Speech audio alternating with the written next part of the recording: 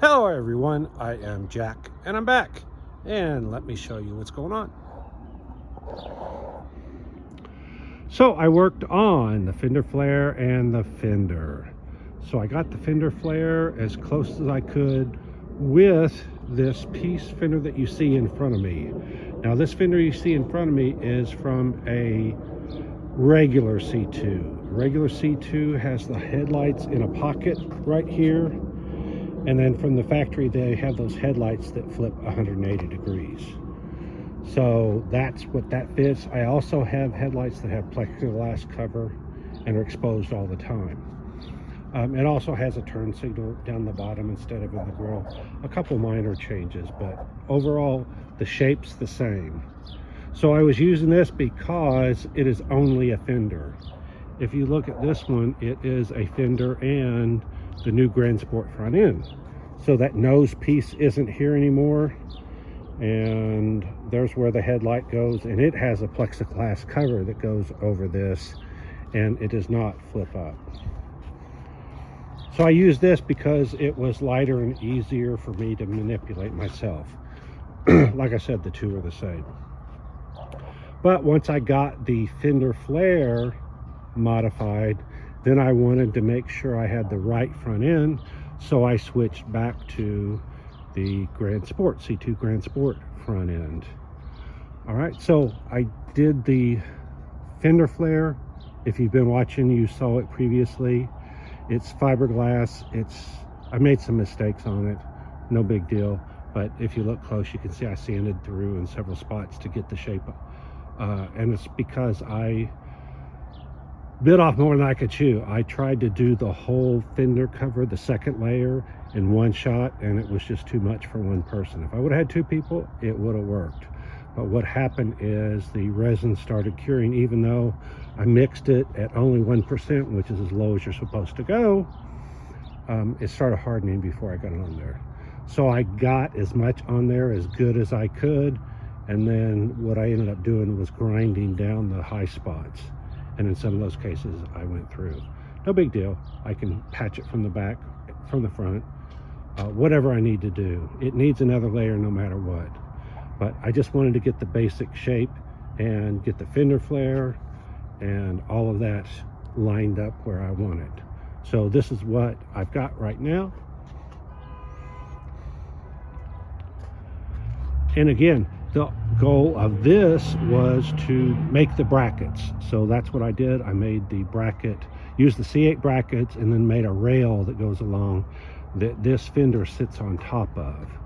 It's underneath there. I can't show it to you because it is literally underneath the fender. But I'll show it to you in one of the future videos when I've got the front end off. So right now there's only a couple of screws holding that front end in. And the things I needed to work on was the wheel opening. If I look at it now, I think the wheel opening is maybe a ½ inch too far forward. And then, it needs to be lowered. Yeah, it needs to be lowered and moved back just a little bit. I'd say a ½ inch, an inch in each direction, something like that. So one of the issues is getting that body line to line up. So what I did, I took rattle can white paint and just sprayed it on there just to get it all a uniform color. So that's what you see there. And I was trying to get an idea of where that body seam is. And if you look, it's a little bit too high. So if I lower the fender, that'll get the body seam to line up. I may go ahead, and I think I will, raise up the door seam. You can see that it starts back there and then it comes along, and it looks to me like it goes downhill just a little bit across the door. So what I would do is I would raise that back up so it doesn't go downhill anymore, and that would resolve that issue. That's going to be way easier than trying to change it at the fender itself. The reason why is this area right here and right here, where the body seam or body line meets this fender flare, it is really hard to get that correct. It took a lot of work cutting and splicing and all of that. So rather than mess with that again, I think I'm going to raise up that body line on the door. All right, so let's see. Oh, and this right here is going to be removed. If you look, the body on the right is the correct thing. The reason I left that is so that I would have a longer distance to check for the alignment on the body seam. So that is an extension of that body seam. It might be down a little bit. I'll know when I cut this off, but I wanted at least a good idea of what needed to be done. I could raise up the front a little bit, but I don't think I really want to do that. I'll check it when I get closer. All right, and then I just put the flat hood. That's a flat C8 hood. See, there's my C8. So this is literally a copy of that I put on there. That's not what I intend on putting on there. I tend to put on the Grand Sport hood, but this one lays around and it looks better than nothing there. Let me move it over, and it helps me line up. See, I've got a body line right here, the center of the hood right there. It's centered right there in between the hinges, so that lets me know that everything's centered. Because I'm working on this side, the passenger side, and then when I get it done, nailed down, then I will mirror image everything on the other side. And believe me, that's not trivial by any stretch.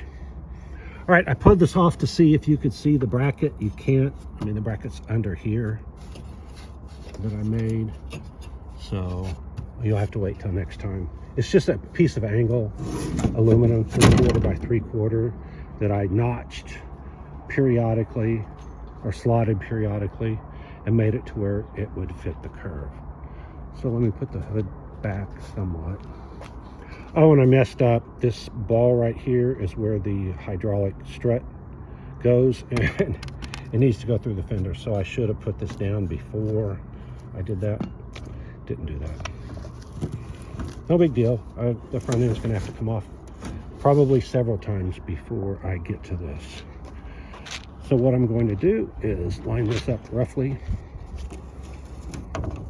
And so I know from the C8 that just misses the wiper, and then the center needs to line up with the center, which means it needs to come over this way a little bit. There we go. All right, now I can come over here, and of course I went a little bit too much. Again, I'm just trying to get it roughly, there we go, roughly where it goes. And if you look, here is the W shape on the copy of the front end right here. So this really needs to go over a little bit. There we go. And it needs to be twisted a little bit. So let's twist it a little bit. Don't know, there we go. Those wipers make it not want to move because it hits them. So now you can see that matches the W. It needs to come down a little bit or over a little bit or whatever, but it's close. Again, this isn't, there we go. If I had the hood and it hadn't got lost at Duntov, I would have it there, and that would really help me to line up this hood, but I don't have it. All right, so let me go ahead and go around the car and show you. So here's the brackets. You can see there's one of the brackets right there. There's the other bracket, and then there's the third bracket. And I just made a rail out of that 3/4 inch by 3/4 inch aluminum. And so that's what that fender is sitting on. And the bracket comes up and in. All right, and this hood is a little bit oversized. You can see there's the actual edge, and then I cut it oversized on purpose so that I could trim it later. Let's see. Oh, and so the front end, this is the copy of the C8, and this is the inner fender. Again, it's missing on the other side, but what happens is this comes up right there, and those two meet. All right, so that's where I know, and that's why I'm trying to use that front edge right here. That way I can continue to use the inner fender, or at least some of it, if not all of it. I won't know until I get on this side. I can't do it on that side because I don't have one. Oh, and so the next thing I want to show you is the door. All right, so what I wanted to do is I wanted the door to overlap, the fender to overlap the door. So what I did, I put it on here, and you can see this red line is where it used to go to. So what I did was I successively trimmed it until I got it to where it would work. This is the underside fender, so this goes away. This stays, this part goes away. So it looks like that's in the way, but it will end up going away. So if I open the door, you can see that the actual door goes in. And then when I open the door all the way, it's just like that. Right. So obviously I'll fix this. I think I'll fill that in. I over trimmed it. I'll fill that in and then make this, oh, I don't know, 1/2 inch gap or something like when it's fully open. So down to that corner, that needs to be fixed. And this stuff always, sorry, this stuff gets in the way. I don't know what, but something gets in the way when there's that wiring. I was wondering why this door didn't fly open when I was driving. The reason why is they'd literally screwed it shut. So the latch mechanism is missing, or the pin for the latch. All right, so this is my line. So at some point I will stretch this forward and decide what I'm going to do as far as raising this body line or lowering this one. Like I said, I will probably lower this one, but I also wanted to get this area fixed so that it's all nailed down, and then when I decide to do what I decide to do with the body line will be partially defined by this. All right, that is all I've got for today. Yesterday and the day before, it was unbelievably windy. I mean, it was brutal, to the point it was almost impossible to work because it would literally blow my body panels across the parking lot. I went ahead and worked anyway. That's why I sound hoarse, because I found out that the dust level was excessively high and I really shouldn't have been outside without a mask, but I wasn't aware of that. I was just working. I thought it was cloud cover, but it wasn't. Come to find out it was dust.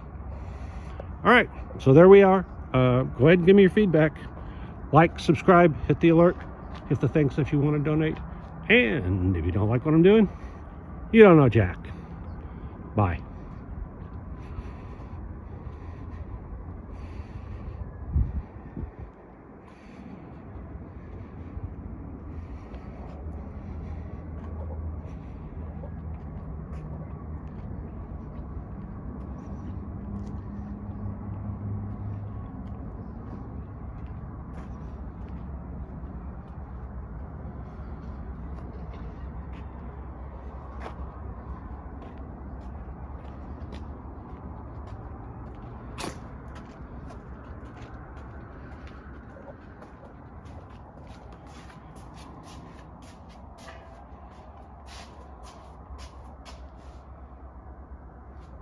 Oh, and by the way, I would pull this out in the parking lot so that I could see, but I actually had this set up so the steering wheel, I can just literally go forwards and backwards and not turn it. So that saves me a lot of time not having to worry about, because they tight fit in the garage or in the shop. So this way I literally just get in it, put it in reverse or drive, and just literally go forwards and backwards, and I don't have to worry about hitting anything. And then I know exactly where to back it up to in the shop by where the door, the driver's door, when it's open, where it is. All right, see you next time. Bye.